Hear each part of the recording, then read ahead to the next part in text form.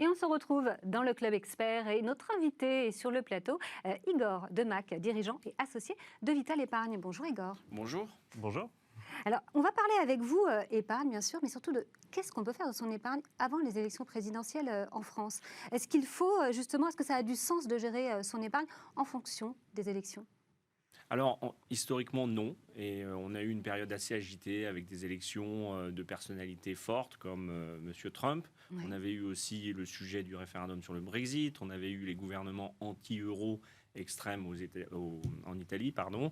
Et à chaque fois, en fait, les stratégies qui consistent à penser que les marchés vont s'écrouler, qu'il faut tout vendre, se sont avérées très mauvaises, puisque après le référendum sur le Brexit, le marché a mis quelques jours à remonter, Trump pareil, et j'allais dire l'élection de Joe Biden aussi, où on pensait que la logique démocrate, un peu plus socialiste, entre guillemets, allait contrecarrer le mouvement de croissance américain, et ça s'est pas du tout produit. Donc non, on ne gère pas son épargne avec sa carte d'électeur. En revanche, la politique a une influence notable sur l'économie. Oui. Et c'est bien ça que les épargnants essayent de piloter ou d'analyser. Et surtout, les marchés financiers en font des scénarios. Et ça se matérialise beaucoup sur les taux d'intérêt. Mais c'est vrai qu'à l'arrivée au pouvoir de François Mitterrand, les marchés avaient beaucoup baissé. Ça, c'est pas... Ça... Oui, alors c'était déjà des marchés qui fonctionnaient un petit peu différemment. 80, c'est très avant même la naissance du CAC 40. Et pourquoi ça avait beaucoup chahuté? Et c'est le point central, c'est que les marchés financiers et les épargnants regardent finalement si les nouvelles gouvernances vont attaquer le système. Et il est clair qu'en 1981, les dispositions qui avaient été annoncées, qui ont été prises, étaient, entre guillemets, anticapitalistes, surtout quand on voit le virage après très libéral dans la mouvance Reagan-Thatcher que le gouvernement Fabius a pris. Et donc, oui, ça peut créer, de la volatilité et de la crainte. Bien sûr, si on dit aux investisseurs, aux épargnants, on va beaucoup plus vous taxer, on va réduire la liberté d'entreprendre, évidemment, les marchés financiers, qui sont une dérivée première et seconde de l'économie, va être impacté.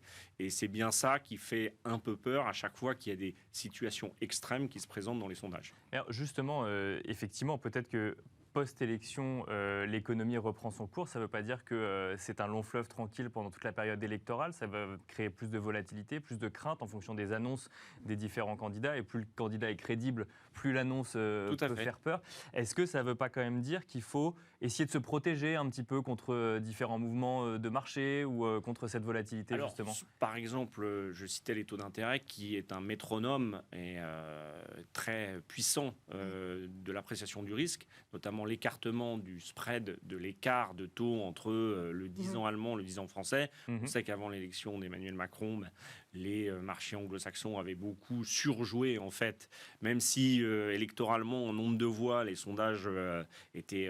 D'ailleurs, les sondages sont relativement bons, sauf quand ils n'ont pas une matière vraiment très simple à analyser, mais en France, le corps électoral, on le sait, est quand même assez bien identifiable. Eh bien, oui, sur les taux d'intérêt, ça peut créer des opportunités, jouer à la baisse, par exemple, se dire, le taux de 10 ans français, il va augmenter parce qu'il va y avoir des craintes. Donc oui, ça peut plutôt, moi je dirais, en termes de protection, c'est pour les investisseurs un peu tactiques, ça peut leur permettre de faire des coups, entre guillemets, avant des élections, sur des mouvements de taux. Les mouvements des marchés actions, les actions internationales ne sont pas trop dirigées par l'élection présidentielle française, entre guillemets. Aux États-Unis, où les décisions, comme on en parlait tout à l'heure, du président chinois, elles ont beaucoup plus d'impact. Laura, je t'en prie, vas-y. Merci Nicolas. Mais du coup, ce que les marchés ont en tête finalement, enfin ce que les marchés veulent savoir, c'est ce que le gouvernement a en tête. C'est vraiment ça finalement qui est important. Oui, alors entre ça, c'est difficile de le savoir. Le programme, les annonces, l'élection et la réalisation, et puis la réalité du terrain de l'économie et de la politique, on l'a bien vu avec le quinquennat qui va s'achever d'Emmanuel Macron, il y a un monde, puisque finalement, quand on regarde ce qui a été fait, il y a eu une grosse action sur la pression fiscale, mais sur le reste, on ne peut pas dire que nos comptes publics, évidemment il y a le Covid, mais peu importe, je veux dire, ce qui se passe dans la vie réelle, la politique a beau avoir beaucoup de projets, on se rend compte qu'elle ne maîtrise pas non plus grand-chose.